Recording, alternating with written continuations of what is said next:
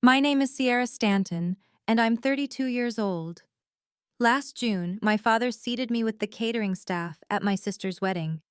He pointed at my black dress in front of 287 guests and announced I was dressed for serving drinks. The room erupted in laughter. My sister pretended not to see. His business partners nodded along, already convinced I was the family failure who worked at some motel in Nevada. So I picked up a champagne bottle and started pouring. For 47 minutes, I served drinks while my father delivered speeches about legacy and success. He had no idea that every glass I filled was inside a venue I had quietly purchased 4 months earlier. He had no idea until the general manager stopped the music and everything changed. Before we begin, please take a moment to like and subscribe, but only if you genuinely enjoy the story. Drop a comment with your location and local time. I love knowing where you're watching from. Now let me take you back to where it all started. The invitation arrived on a Tuesday afternoon in late May, tucked between a utility bill and a furniture catalog. Cream-colored envelope, gold calligraphy, the Stanton family crest embossed in the corner. A detail my father had commissioned 15 years ago when he decided our family needed to look more established. I knew it was late before I even opened it. My high school friend Melissa had posted her invitation on Instagram 32 days earlier. June wedding vibes, she'd captioned it, tagging Vanessa and showing off the elegant script. I'd scrolled past it while eating takeout in my Las Vegas penthouse, wondering if my invitation had gotten lost in the mail. It hadn't. Inside the envelope, tucked behind the formal invitation to the wedding of Vanessa Marie Stanton and Derek James Mercer, was a handwritten note on my father's personal stationery. Sierra.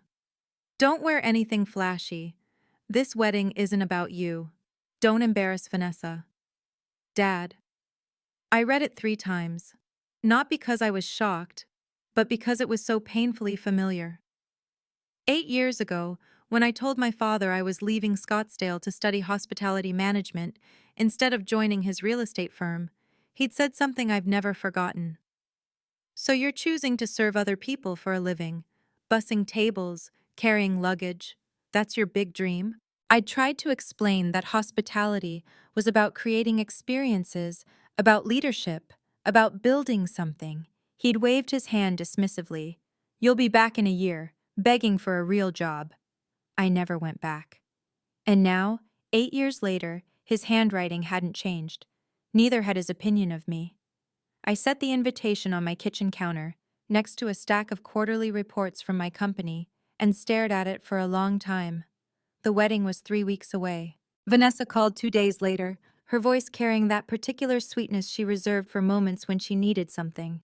Sierra, you got the invitation, right? You're coming? I leaned back in my office chair, watching the Las Vegas skyline through floor-to-ceiling windows. I got it, a month after everyone else, but I got it. A pause. Oh, that was probably just a male thing. It wasn't a male thing, and we both knew it. Anyway, Vanessa continued quickly, Dad's a little worried you might draw attention. You know how he gets about these things. Draw attention how? Just, you know, he wants everything to be perfect. This is a big deal for him. Lots of his business partners are coming. The Holtz, the Reeves family, people from the Arizona Real Estate Association. He's been planning his speech for weeks. I almost laughed. Of course this was about him. How many guests? I asked. 287. Can you believe it? The Grandview estate can hold 400, but we wanted it to feel intimate. She giggled. Derek's family is so impressed. They've never been to a venue this nice. The Grandview estate. I kept my voice neutral. Sounds beautiful. It really is. Oh, and Dad already arranged the seating. You're at table 14. Table 14. I'd worked in hospitality long enough to know what that meant. The table furthest from the head table, usually reserved for guests who needed to be present but weren't important enough to be visible. Great, I said. I'll be there. Really? Vanessa sounded surprised. I mean, great. Just remember what Dad said about not wearing anything too. I remember. After we hung up, I pulled up the property records for the Grandview estate on my laptop and smiled at the owner's name listed there. Mine. My mother died when I was 14. Ovarian cancer. She fought for 11 months before her body gave out, and I spent most of that year sleeping in hospital chairs, holding her hand while my father attended networking events and my sister practiced for cheerleading tryouts. Mom left behind two things: a collection of handwritten letters she'd prepared for major moments in my life: graduation, first job, wedding, first child, and $120,000 in life insurance, split evenly between Vanessa and me. Dad held our portions for safekeeping. That's what he called it. Safekeeping. Vanessa received her $60,000 on her 21st birthday. She used it as a down payment on a condo that Dad helped her find, in a building where one of his clients was the developer, naturally. Everyone won except the person who was supposed to inherit the money. When I turned 21, I asked about my share. My father looked at me over his reading glasses, newspaper in hand, and said, "You'll just waste it, Sierra. When you prove you know how to manage money, we'll talk." I was 22 when I left Scottsdale with $2,400 in my savings account, a second-hand Honda Civic, and one of my mother's letters tucked into my wallet. The one labeled, "When you feel lost."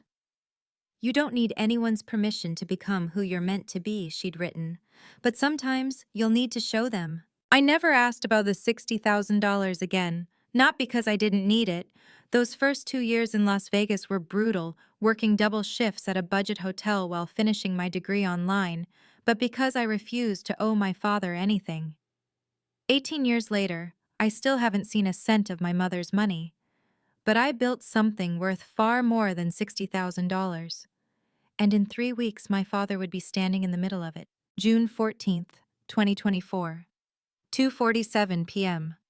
I stood in front of the full-length mirror in my Las Vegas penthouse, 34 floors above the Strip, and evaluated my reflection. Simple black dress. Elegant, but understated. Pearl earrings my mother had given me for my 16th birthday. Minimal makeup. Hair pulled back in a low chignon. Nothing flashy. Nothing that would embarrass Vanessa. My phone buzzed on the dresser. A text from Elena Vance, my CFO, and the closest thing I had to a best friend. "Good luck today. Remember, you don't owe them anything." I smiled and typed back, "I know, but I need to see this through." 3 dots appeared. Then, "If he says anything stupid, just remember you could literally buy his entire client list and still have money left over for a yacht." I laughed despite myself. Elena had been with me since the beginning, since I was a 26-year-old operations manager with a crazy idea and a business plan scribbled on hotel stationery. She'd believed in me when no one else did. My phone buzzed again, this time an email notification. From the Grandview Estate, Event Management. To Sierra Stanton, CEO, Crestview Hospitality Group. Subject, Owner. Notification, Stanton, Mercer Wedding, June 14th. Ms. Stanton, per your request, we are confirming that the Stanton, Mercer wedding is proceeding as scheduled. General Manager Marcus Webb will be on site and available should you require anything. Please let us know if you need any accommodations. I read the email twice, then closed it. 4 months ago, I'd signed the papers to acquire the Grandview estate for $6.8 million. It was the crown jewel of Scottsdale's event venue market. And now it belonged to Crestview Hospitality Group, my company, my venue. My father had no idea. I picked up my car keys and headed for the door. Let's see how far he'll go. The Grandview estate sprawled across 12 acres of manicured Sonoran desert landscape, its Tuscan-inspired architecture rising against the backdrop of Camelback Mountain. I'd studied the property for months before acquiring it. The hand-laid stone pathways, the century-old olive trees imported from Italy, the 15,000-square-foot main pavilion with its retractable glass ceiling. At $45,000 per day for exclusive events, it was the most sought-after wedding venue in Arizona. I pulled my rental car, a modest Toyota, not the Mercedes I usually drove, up to the valet stand. A young man in a crisp white shirt approached, then stopped mid-stride when he recognized me. "Ms. Stanton." His eyes widened. "We weren't expecting, welcome back." I held a finger to my lips. "I'm just a guest today, Michael. A very low-profile guest." He nodded quickly, understanding. "Of course. I'll make sure the team knows." I walked through the main entrance, past the cascading water feature and the hand-painted tiles, taking in every detail with a practiced eye. The floral arrangements were immaculate, white roses and eucalyptus, exactly as Vanessa had requested. The string quartet was warming up near the ceremony space. Everything was running smoothly. "Sierra." I turned. Marcus Webb, the general manager I'd inherited with the property, stood near the entrance to the main pavilion. 52 years old, silver-haired, with the calm demeanor of someone who'd managed 1,000 high-stakes events. He'd been at the Grandview for 11 years, and when I'd acquired the venue, keeping him on had been non-negotiable. He was also the only person here who knew exactly who I was. "Marcus." I shook his hand. "Everything looks beautiful." He glanced around, then lowered his voice. "Your father arrived an hour ago. He's been making requests." "What kind of requests?" Marcus hesitated. "He asked us to move your seating assignment." My stomach tightened. "Move it where?" I found my father holding court near the outdoor bar, surrounded by a cluster of men in expensive suits. I recognized a few faces from Arizona business magazines, the kind of people my father spent his life trying to impress. Richard Stanton, at 61, still carried himself like a man who believed he was the most important person in any room. Silver hair perfectly styled, custom navy suit, the Rolex he'd bought himself after his first $1 million deal, which he mentioned in every speech he'd ever given. He spotted me approaching and something flickered across his face. Annoyance, maybe, or embarrassment. He quickly rearranged his features into a tight smile. "Gentlemen, this is my older daughter, Sierra." He gestured vaguely in my direction.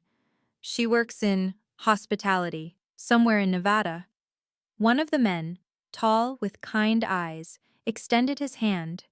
"Hospitality? That's a growing industry. What do you do exactly?" Before I could answer, my father cut in. "She's in the service side of things. You know, hotels, that sort of thing.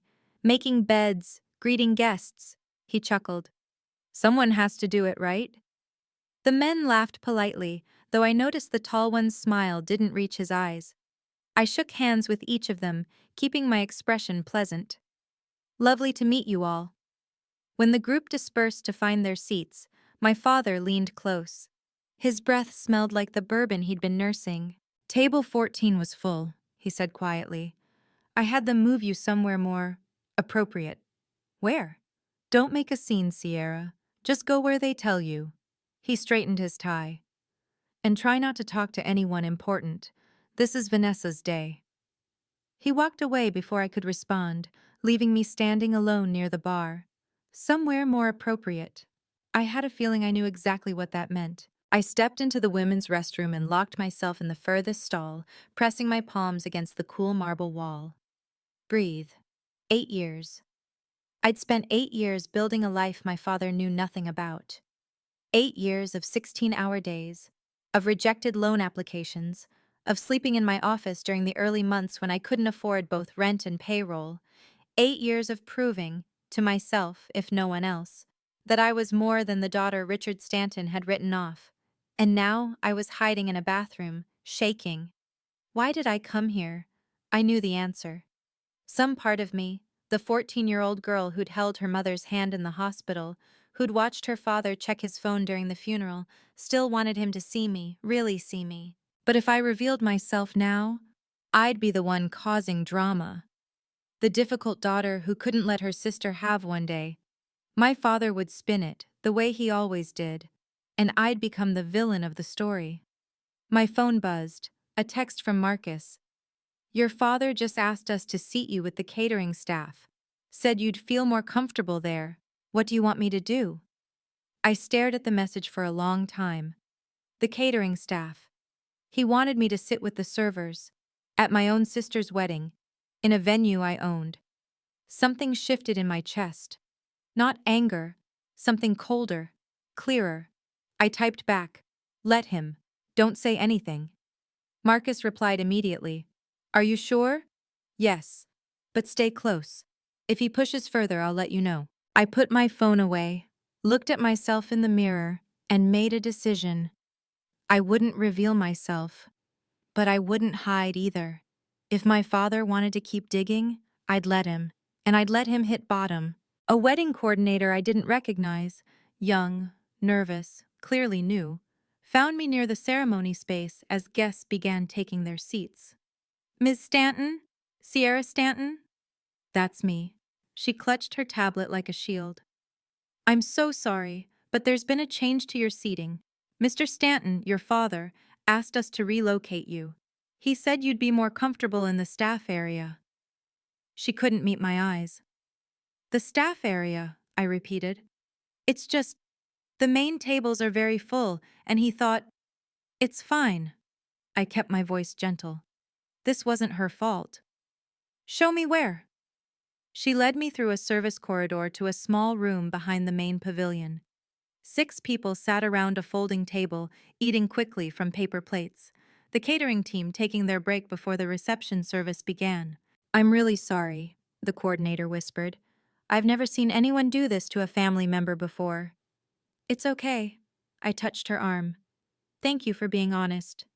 She hurried away, and I stepped into the room. 6 faces looked up at me, some curious, some confused. "Hi." I pulled out an empty chair. "I'm Sierra. Mind if I join you?" A young woman with curly hair and a nose ring, her name tag read Jamie, squinted at me. "Wait, Stanton? Like the bride?" "Like the bride's sister." Silence. Then Jamie's eyes went wide. "Holy shit! They put the bride's sister with the catering staff?" "Apparently I'll feel more comfortable here." An older man in a chef's coat shook his head slowly. "That's cold." Jamie pushed a plate of appetizers toward me. "Well, you're one of us now. The crab cakes are actually really good." I took one and smiled. "Thanks." From the main pavilion, I heard the string quartet begin the processional. The ceremony was starting, and I was exactly where my father wanted me. Invisible. The ceremony was beautiful. I watched it through a service window, standing behind Jamie and 2 other servers who'd made room for me to see. Vanessa looked radiant in her designer gown. Derek appeared genuinely nervous in the best way. Even my father managed to look dignified as he walked his youngest daughter down the aisle. The cocktail hour began at 5:45 p.m. I emerged from the staff area and drifted toward the outdoor terrace, staying near the edges, observing. My father stood near the main bar with a fresh group of admirers, more business associates, more people to impress. I was walking past, heading toward a quiet corner, when his voice cut through the ambient chatter. "Sierra, come here." I stopped, turned. 287 guests milled around the terrace, and at least 40 of them were now watching. I walked over. My father put a hand on my shoulder, a gesture that might have looked affectionate to strangers but felt like a brand. He addressed his audience with a showman's smile. "Gentlemen, this is my other daughter, the one I mentioned." He looked me up and down, taking in my simple black dress. "You know, Sierra, you should have told me you were going formal. At least you're dressed for serving drinks." Laughter. 15, maybe 20 people laughing. My father grinned, warming to his audience. "Actually, I noticed the catering team looks a little short-staffed. Maybe you could help out? Put those hospitality skills to use?" More laughter. Louder this time. I looked at my father, at his smug smile, at the faces around him, amused at my expense, and I made a choice. "Sure, Dad." I kept my voice pleasant. "I'd be happy to help." I walked to the bar, picked up a bottle of Veuve Clicquot, and began pouring champagne for guests. If he wanted a server, I'd give him one. For 47 minutes, I poured champagne. I moved through the crowd like a ghost, refilling glasses, offering polite smiles, listening. People speak freely around servers. We're invisible, part of the furniture, not worth guarding their words around. Richard's older daughter? A woman in diamonds whispered to her husband. Apparently, she never amounted to much, works at some motel in Vegas, I heard. Such a shame, he replied. At least Vanessa turned out well. At another cluster of guests, I overheard one of my father's business partners, a heavy-set man with a loud voice, telling a story. Richard told me she dropped out of college to bus tables. Can you imagine? With his connections, she could have had any job in Arizona. Some people just don't have ambition. I refilled his glass. He didn't even look at me. Near the dessert table, I passed Vanessa and her bridesmaids. My sister was laughing about something, champagne in hand, when one of her friends nodded in my direction. Is that your sister? The one serving drinks? Vanessa glanced at me, and for a moment, something flickered in her eyes. Embarrassment? Guilt? It vanished quickly. Sierra likes to keep a low profile, she said. It's just who she is. I moved on. At 6:32 p.m., I felt a hand on my elbow. Marcus had found me near the kitchen entrance. Ms. Stanton. His voice was barely audible. Are you all right? I'm fine. This is... He struggled for words. In 11 years, I've never seen anything like this. I know. Do you want me to intervene? I checked my watch. The reception dinner would begin in 30 minutes. My father's speech was scheduled for 7:15. Not yet, I said. But Marcus? Yes? Stay close. I have a feeling he's not done. I was refilling glasses at a table near the garden when a man's voice stopped me. Excuse me, have we met before? I looked up. The speaker was in his late 50s, silver-haired, with the weathered tan of someone who spent time on golf courses. His name tag read, Gregory Holt, one of the names Vanessa had mentioned. The Holts, major players in Phoenix commercial real estate. I don't think so, I said. I'm just helping with service tonight. He studied my face, frowning slightly. No, I'm sure I've seen you somewhere. A conference, maybe? A magazine? I have one of those faces. But Gregory wasn't letting it go. He pulled out his phone, scrolling through something. I continued pouring, keeping my movements steady, my expression neutral. Then he stopped scrolling. His eyes went wide. I glanced at his screen, the Arizona Business Journal website. A headline from March. Crestview Hospitality Group acquires the Grandview Estate in 6.8 deal.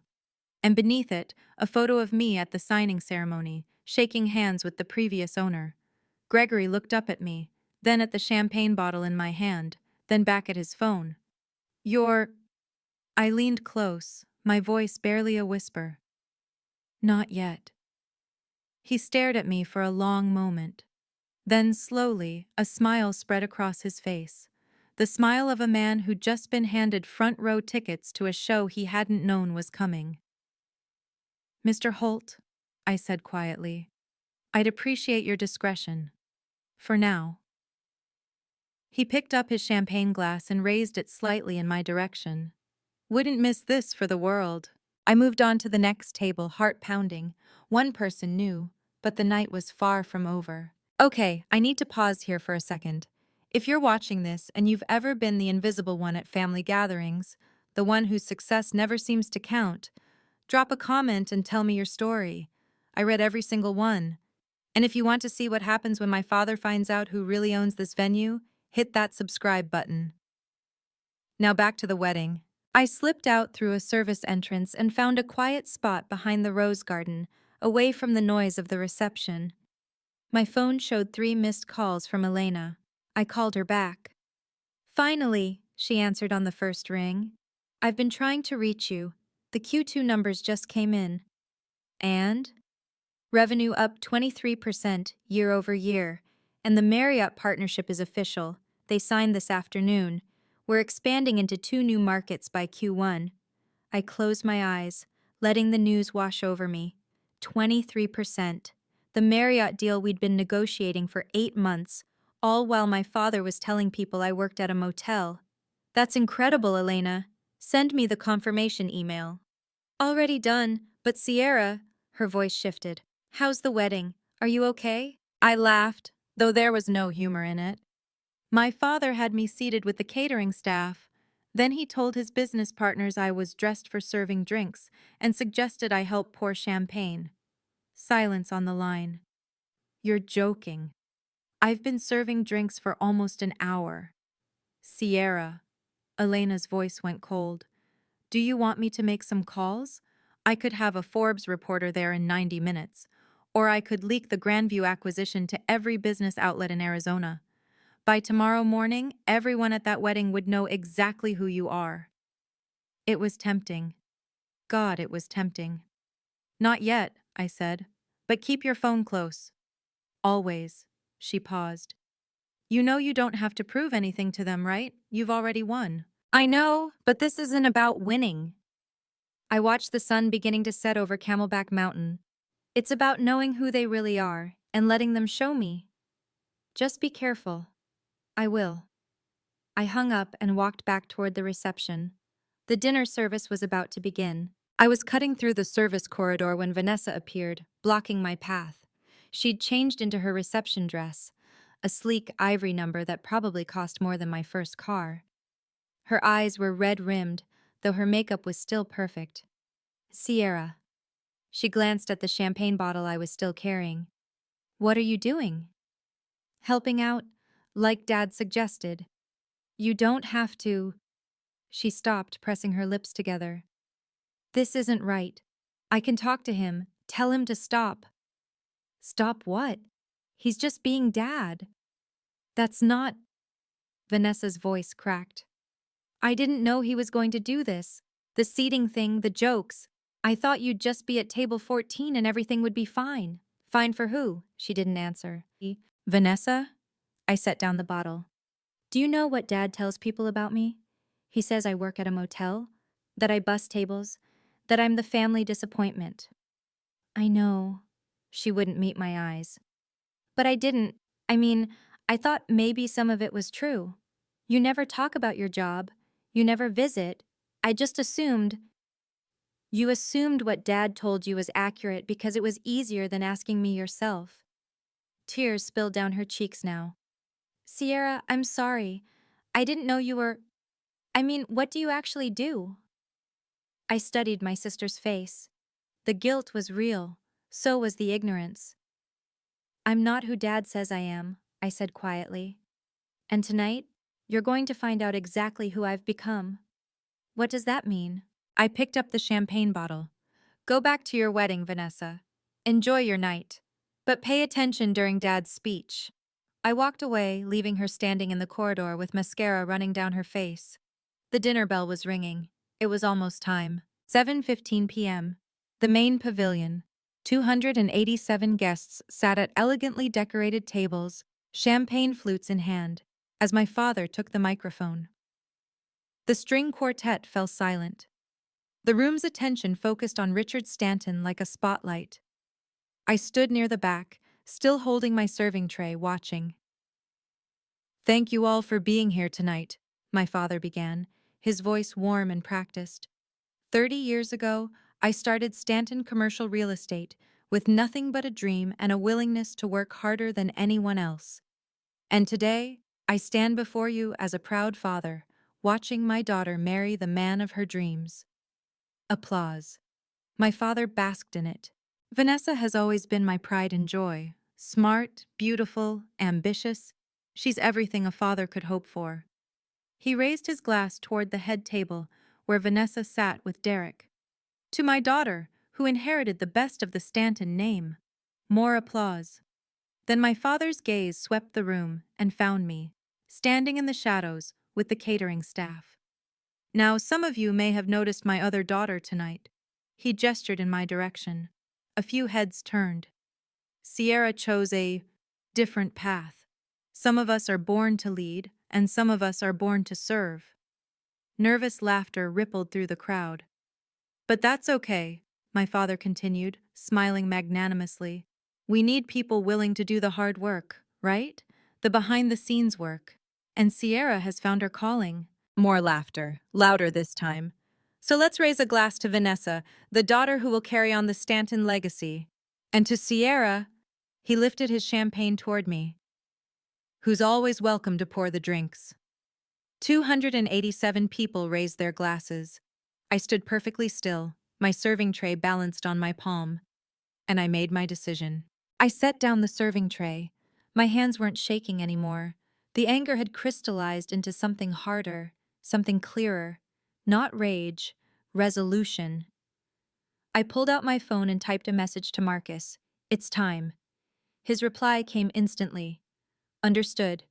How do you want to handle this? Wait for my signal. I'll text you when I'm ready. I sent a second message, this one to Elena. Prepare a statement for press inquiries. Keep it simple. Crestview Hospitality Group confirms CEO Sierra Stanton as owner of the Grandview estate. No additional comment on personal family matters. Elena's response was immediate. Done. Statement ready. Say the word and I'll send it to every business editor in Arizona. Stand by. I put my phone away and looked around the room. 287 guests were eating their entrees, laughing at my father's jokes, secure in their understanding of who the Stanton family was, the successful patriarch, the golden daughter, the disappointing afterthought. They had no idea. I thought about my mother's letter, the one I'd carried in my wallet for 8 years. You don't need anyone's permission to become who you're meant to be, but sometimes you'll need to show them. I'd spent 8 years building something from nothing. 8 years of proving myself to investors, to partners, to employees who depended on me. I'd never needed my father's approval. But tonight wasn't about approval. Tonight was about truth. I walked toward the service corridor, past the kitchen, toward Marcus's office. My father's laughter echoed behind me, the sound of a man who believed he'd won. He didn't know that in less than 30 minutes, every assumption he'd ever made about me would shatter in front of everyone he'd ever tried to impress. I pushed open the office door. It was time to stop hiding. Marcus was waiting in his office, a folder already open on his desk. Ms. Stanton? He stood as I entered. Are you certain about this? I'm certain. He gestured to the folder. I have everything here. The acquisition documents, the ownership certificate, a printout of the Arizona Business Journal article from March. If you need verification, I won't need all that. I sat down across from him. I'm not trying to humiliate anyone. I just want him to know the truth. Marcus studied me for a moment. In 11 years at this venue, I've seen a lot of family drama. Weddings bring out the worst in people. He shook his head slowly. But I've never seen a father treat his daughter the way yours treated you tonight. He's been treating me this way for 20 years. Tonight was just the first time he had an audience. What do you want me to do? I thought about it carefully. I could have Marcus announce my ownership from the stage. I could have security escort my father out. I could make this as public and humiliating as possible. But that wasn't who I wanted to be. Stop the music, I said. Make an announcement that the owner needs to address a situation. Don't name anyone. Let me walk in on my own. And your father? He can stay or leave. That's his choice.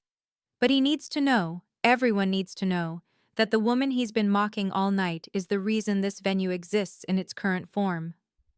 Marcus nodded slowly. When? I checked my watch. 7:42 p.m. Dessert service would begin at 8 o'clock. Give me 10 minutes, then stop the music. I stood and walked toward the door. Miss Stanton? I turned. For what it's worth, Marcus said quietly, your mother would be proud. I didn't trust myself to respond. I watched the final minutes from the shadows near the garden entrance. Inside the pavilion, my father was making rounds, shaking hands, accepting congratulations, as if the wedding were his achievement. He stopped at Gregory Holt's table, and I watched their interaction through the glass doors. Beautiful venue, isn't it? My father was saying.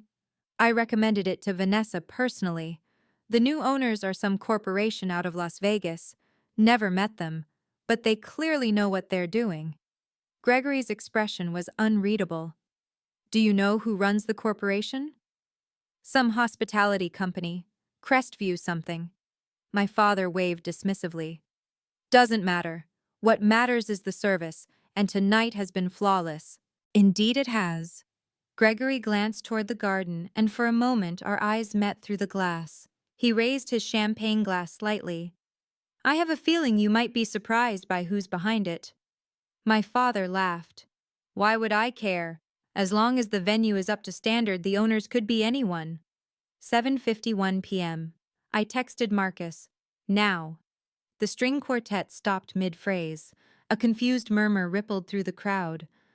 Marcus walked to the small stage where the band equipment was set up, a wireless microphone in his hand.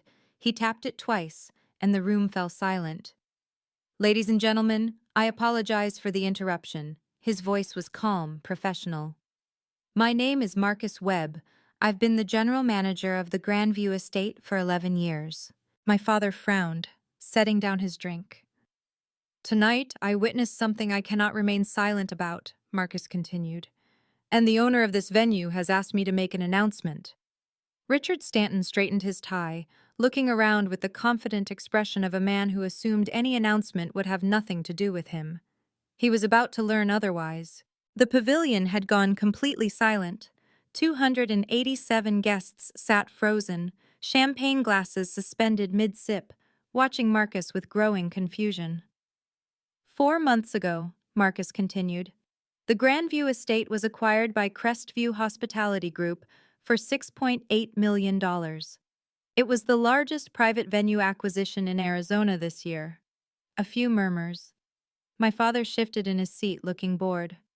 Tonight, I watched the CEO of that company, the woman who signs my paychecks, who owns this building and everything in it, get seated with the catering staff by a member of the wedding party. The murmurs grew louder. Heads began turning, scanning the room. I watched her get publicly mocked during cocktail hour. I watched her serve champagne to guests while people laughed at her expense. And I watched her father, Marcus's voice hardened slightly, stand on this stage and tell 287 people that she was born to serve. My father's face had gone pale. He stood up slowly, gripping the back of his chair. What is this? His voice carried across the room. Who are you talking about? Marcus looked directly at him. I'm talking about the owner of the Grandview Estate, Mr. Stanton. The woman you've been humiliating all evening. That's ridiculous. The owner is some corporation. The owner, Marcus said calmly, is your daughter. Absolute silence. Then slowly, every head in the room turned toward the garden entrance. I stepped through the glass doors, the same black dress, the same pearl earrings, but I wasn't carrying a champagne bottle anymore. I walked down the center aisle between the tables, past the stunned faces, past the whispers, until I stood 10 feet from my father. Hi, Dad, I said quietly. We need to talk. My father's face cycled through emotions like a slot machine, confusion, denial, anger, and finally something I'd never seen before. Fear.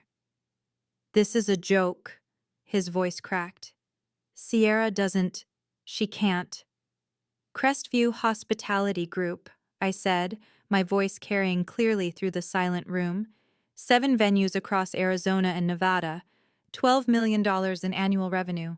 I own 67%. I pulled out my phone, opened the Arizona Business Journal article, and handed it to the nearest guest, a woman I recognized as one of my father's longest-standing clients. March 2024, I said. Page 1 of the business section. You can verify it. The woman looked at the screen, then at me, then at my father. Her expression shifted from confusion to something that looked almost like satisfaction. She's telling the truth. She held up the phone so others could see. There's a photo of her at the signing ceremony. The article began passing from table to table. Whispers exploded into open conversation. Gregory Holt stood up, slow clapping. I knew I recognized you. Saw you at the Arizona Hospitality Conference last year. Keynote speaker, if I remember correctly. You have a good memory, Mr. Holt. My father grabbed the phone from someone's hand, staring at the screen. The color had drained completely from his face. This can't. He looked up at me. Why didn't you tell me? Why would I? I kept my voice level. You never asked. You just assumed. Sierra, I didn't know. You didn't want to know. I took a step closer. For 8 years, you've told everyone I was a failure, a disappointment, someone who busses tables. You never once asked what I actually do. My father opened his mouth, but no words came out. Behind me, I heard someone whisper, 6.8 million in cash. The tables had turned. All right, I have to stop here because this moment, this exact moment, is what I waited 8 years for.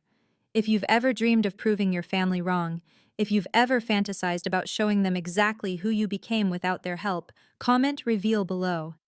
And make sure you're subscribed because what happens next with my father, it's not what you'd expect. My father tried to recover. I watched him attempt to reassemble his public persona, the charming businessman who always had an answer. Well, he forced a laugh that fooled no one. This is certainly a surprise. I had no idea my daughter had done so well for herself. Clearly, the Stanton genes run strong. A few people shifted uncomfortably. No one laughed. You didn't know, I said quietly, because you didn't want to know. Every time I called, you asked if I needed money. When I said no, you hung up. You never asked about my work, my life, my company. You just needed me to be the failure so Vanessa could be the success. That's not fair. Fair? I stepped closer. You seated me with the catering staff at my own sister's wedding.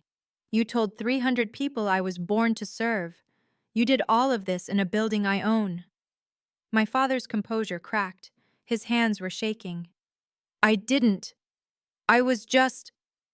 He looked around desperately, seeking allies, finding none. It was a joke. Everyone knew it was a joke. Did they? I gestured to the room. Look at their faces, Dad. They're not laughing anymore. And they weren't. 287 guests sat in stunned silence, watching Richard Stanton, pillar of the Arizona real estate community, crumble in front of them.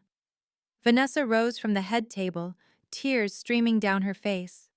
Derek put a hand on her arm, but she shook him off and walked toward us. Dad. Her voice was barely a whisper. What did you do? My father didn't answer. For the first time in my life, I watched him search for words and find nothing. The man who always had a speech had finally run out of things to say. I turned to Marcus, who stood near the stage, waiting. Mr. Webb, I want to be clear about something. My voice carried through the silent room. I'm not asking you to remove anyone from this venue. This is my sister's wedding, and I won't be the one who ruins it. Relief flickered across several faces. Vanessa let out a small sob. I turned back to my father. You can stay, Dad. Finish the reception. Dance with Vanessa. Give your toasts. I paused. But I need you to understand something. What? His voice was hoarse. I don't need your approval. I never did. I kept my tone measured, professional, the same voice I used in boardrooms and investor meetings. I built my company without your help, without your connections, without your money. I did it while you were telling everyone I was a failure. Sierra, I'm sorry. I don't need an apology tonight. What I need is for you to stop speaking about me like you know who I am, because you don't. You never bothered to find out. My father stood there, diminished somehow, smaller than I'd ever seen him. I'm going to leave now, I continued, not because I'm being asked to, but because I choose to. This is Vanessa's day, and despite everything, I don't want to take that from her. I looked at my sister, whose makeup was ruined, whose perfect wedding had become something else entirely. Vanessa, congratulations! Derek! I nodded at my new brother-in-law, who looked like he'd rather be anywhere else. Welcome to the family. I turned and walked toward the exit. The crowd parted silently. At the door, I paused and looked back at my father one last time. You know where to find me. When you're ready to actually know your daughter, call. Then I walked out into the Arizona evening.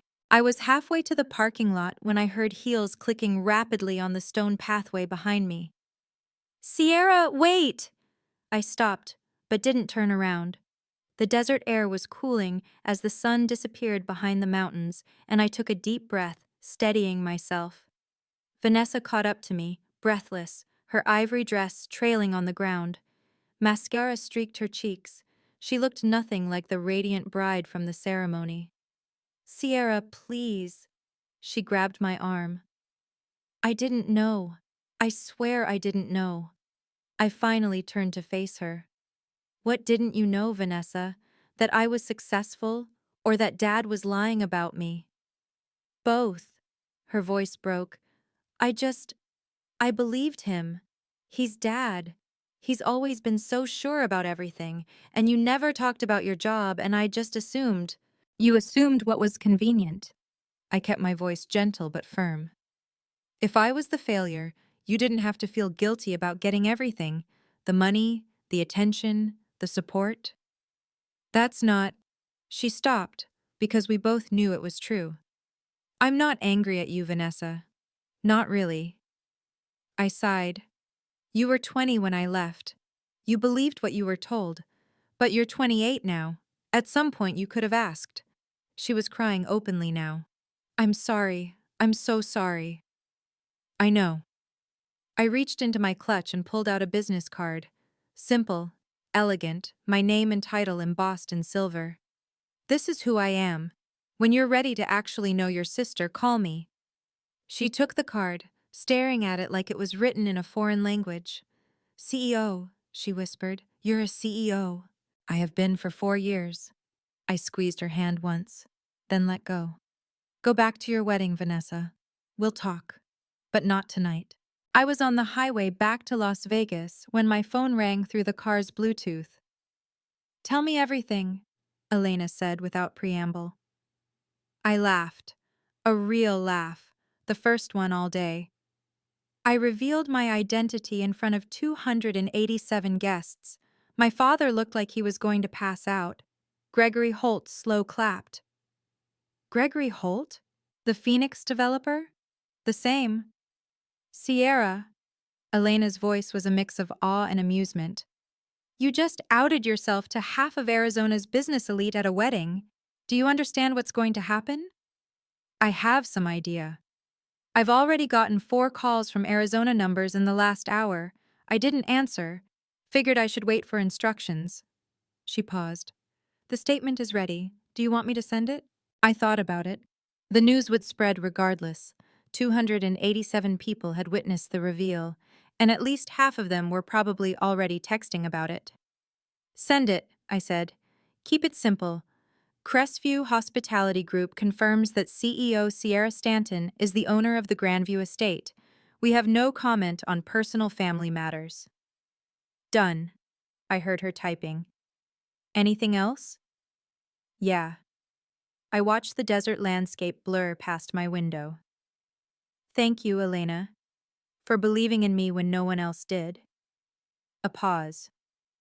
You never needed anyone to believe in you, Sierra. You just needed to believe in yourself. She cleared her throat. Now go home, pour yourself something expensive, and get some sleep. Tomorrow's going to be interesting. That's an understatement. One more thing. Her voice softened. I'm proud of you. Not for the reveal, for walking away with your dignity intact. That took more strength than anything else. I didn't trust myself to respond. Good night, boss. Good night, Elena. 11:47 p.m. I stood at the floor-to-ceiling windows of my penthouse, Las Vegas glittering 34 floors below. Still wearing the black dress. Still wearing my mother's pearls. My phone sat on the kitchen counter, buzzing intermittently with notifications I hadn't checked. Texts from unknown numbers. Emails from business publications.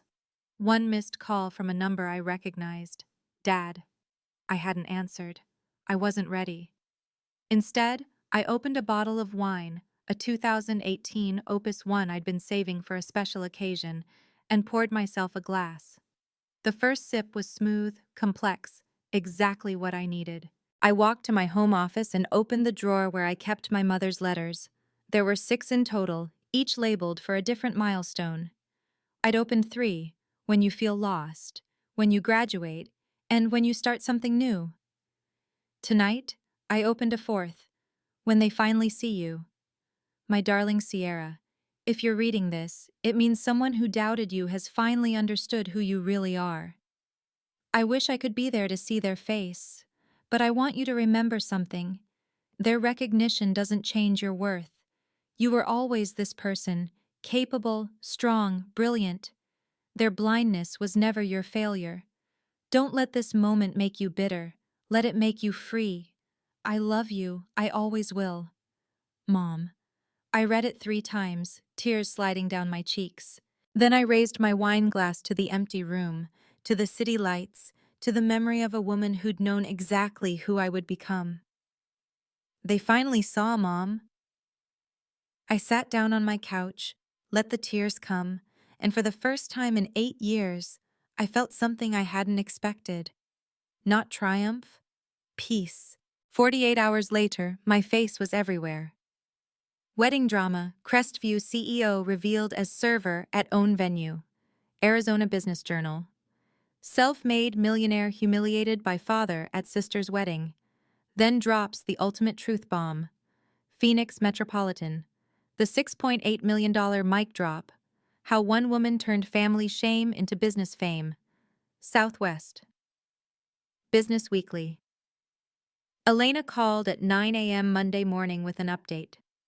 The Arizona Business Journal article has been shared 12,000 times on social media. We've received interview requests from Forbes, Bloomberg, and a podcast called Women Who Build. And, she paused for effect, 2 of your father's former business partners have reached out about investment opportunities. I set down my coffee. Which partners? Gregory Holt and Martin Reeves. They both use the phrase impressed by how you handled the situation. Holt specifically mentioned wanting to discuss a joint venture in the Phoenix market. I laughed despite myself. My father spent 30 years cultivating those relationships. I got their attention in one night. Irony is a beautiful thing. Elena's voice turned serious. There's something else. Your father's been affected. Affected how? Word is he's been disinvited from the Arizona Real Estate Association's annual gala next month, first time in 15 years, and 2 of his long-term development partners have paused their current projects with him pending relationship review. I felt something twist in my chest, not satisfaction, something more complicated. I didn't want to destroy him, Elena. You didn't destroy him. He destroyed himself. You just let people see it. She paused. He's called the office 6 times. I've been sending him to voicemail. Keep doing that. I'm not ready to talk to him yet. Understood. A beat. How are you feeling? I looked out at the Las Vegas skyline, thinking about the question. Free, I said finally. I feel free. The details of my father's fallout trickled in over the following days through various channels, former colleagues, industry newsletters, and one particularly detailed text from Gregory Holt, who seemed to be enjoying the situation more than was strictly professional. The Arizona Real Estate Association gala disinvitation was just the beginning. Richard Stanton had built his career on image. The successful patriarch, the family man, the pillar of the community. That image was now in ruins. A LinkedIn post from a broker named Sandra Mitchell, went semi-viral. The way you treat family says everything about how you'll treat clients. Choose your partners wisely. She didn't name my father directly, but everyone in Arizona real estate knew exactly who she meant. 2 development deals worth a combined $4.2 million were indefinitely postponed by partners who suddenly had concerns about alignment. And then there were the calls. My father called 7 times in 48 hours. I didn't answer any of them, but I read his final voicemail transcript. Sierra, it's Dad. I know you're not picking up, and I understand why. I've been thinking about what happened, and I don't have excuses. What I did was wrong. What I've been doing for years was wrong. I told myself stories about you because it was easier than admitting I didn't know my own daughter. Please call me back. I need to. I want to understand who you've become. I want to try. I read it 3 times. Then I put my phone down and went back to work. I wasn't ready to forgive him. I wasn't sure I ever would be. But something in his voice, the crack, the uncertainty, told me this wasn't just damage control. For the first time in 20 years, my father was actually listening. I just wasn't sure I was ready to speak. 5 days after the wedding, an email arrived from an address I didn't recognize. Vanessa Mercer Personal at gmail.com. Not her work email. Not the family account my father monitored. A new address created just for this. Subject: I'm sorry. Dear Sierra, I've started this email 11 times. I keep deleting it because nothing I write seems adequate. But I need to try. I didn't know who you really were. That's not an excuse. It's a confession. I believed Dad because it was easier. If you were the failure, I didn't have to examine why I got everything and you got nothing. I didn't have to feel guilty about the inheritance, the support, the attention. I could just be the good daughter without asking what that cost you. After you left the wedding, I confronted Dad. I told him what he did was unacceptable, not just that night, but for years. He didn't like hearing it. He tried to make excuses, tried to spin it like he always does, but I didn't let him. For the first time in my life, I pushed back. I don't know if that means anything to you. It probably doesn't undo the damage. But I needed you to know that I'm trying to be different. Derek wants to meet you properly. Not because of business, because he respects how you handled everything. He said anyone who could walk away with that much dignity is someone worth knowing. I'm not asking for forgiveness, I'm just asking for a chance, whenever you're ready. Your sister, Vanessa. I read the email twice, then sat with it for a long time. Finally, I typed a response. Vanessa, thank you for writing. I need time. But I'm open to talking. When I'm ready, I'll reach out. Sierra. It wasn't forgiveness, but it was a door left open.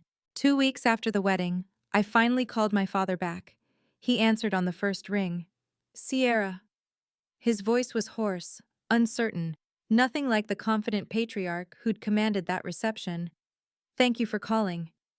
I'm not calling to hear an apology, Dad. Then why? I'm calling to tell you what I need. If you want any kind of relationship with me going forward, you need to listen. Silence on the line. Then, I'm listening. First, you stop talking about me to other people as if you know who I am. You don't. You haven't known me since I was 22 years old. If someone asks about your daughter, you say, she runs a successful hospitality company and nothing else. I can do that. Second, I need time. I don't know how much, months, maybe longer. I'll reach out when I'm ready, and you need to respect that. No more calls, no more voicemails, no showing up unannounced. Okay, his voice cracked. Okay. Third, and this is the most important one, I need you to understand something. I paused, choosing my words carefully. I don't need your approval. I never did. I built my life without you, and I can continue building it without you. If we have a relationship going forward, it's because I'm choosing to give you a chance, not because I need anything from you. I understand. Do you? A long pause. I'm trying to. That's a start. I took a breath. One more thing. Will you ever be able to forgive me? The question caught me off guard. I don't know, Dad, but I'm willing to try. That's all I can promise. That's more than I deserve. For once, we agreed on something. I'll be in touch, I said. When I'm ready. I hung up before he could respond. 3 months after the wedding, I sat in the Crestview Hospitality Group conference room, watching Elena present the Q3 results to our leadership team. Revenue is up 31% year over year, she said, clicking to the next slide. The Marriott partnership is exceeding projections. We're already in discussions for 2 additional properties. And the Grandview estate, she smiled. Booked solid through June of next year. Applause around the table. I allowed myself a small smile. After the meeting, Elena lingered as the others filed out. "There's one more thing," she said, her expression carefully neutral. "We received a venue inquiry this morning for the Arizona Real Estate Association's holiday party." I raised an eyebrow. "They want to book the Grandview?" "They do, but there's the catch." She pulled up an email on her tablet. "The request came from Stanton Commercial Real Estate. Your father's company is one of the sponsors." I stared at the screen for a long moment. "He's testing the waters," I said finally, "seeing if I'll let him back in." "What do you want me to do?" I thought about the past 3 months. The media attention had faded. My father had kept his word: no calls, no surprise visits, no public comments about me. Vanessa and I had exchanged a few texts, nothing substantial, but the door remained open. And business was business.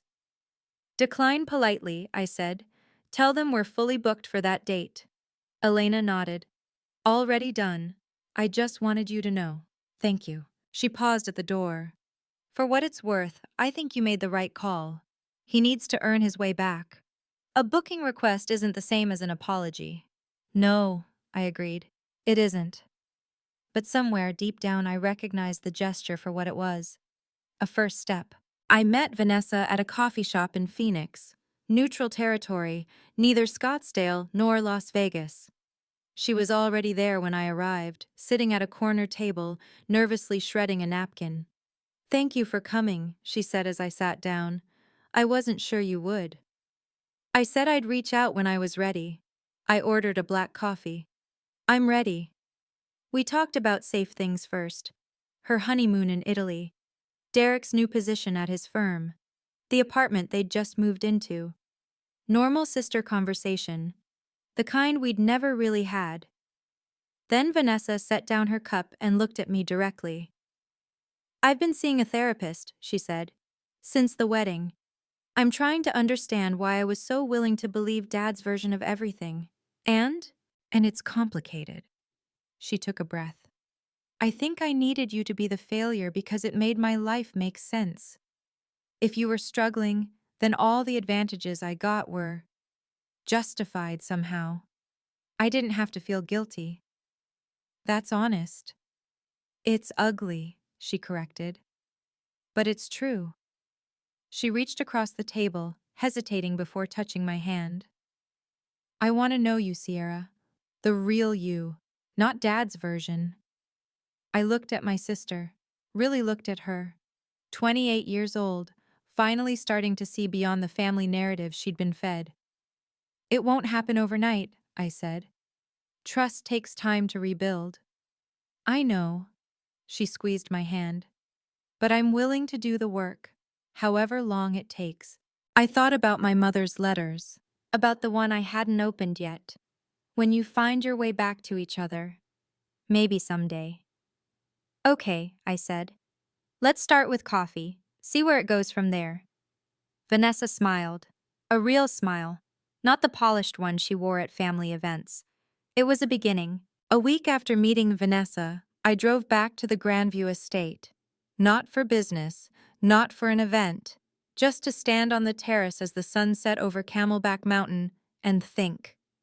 The venue was quiet, no wedding scheduled for the evening.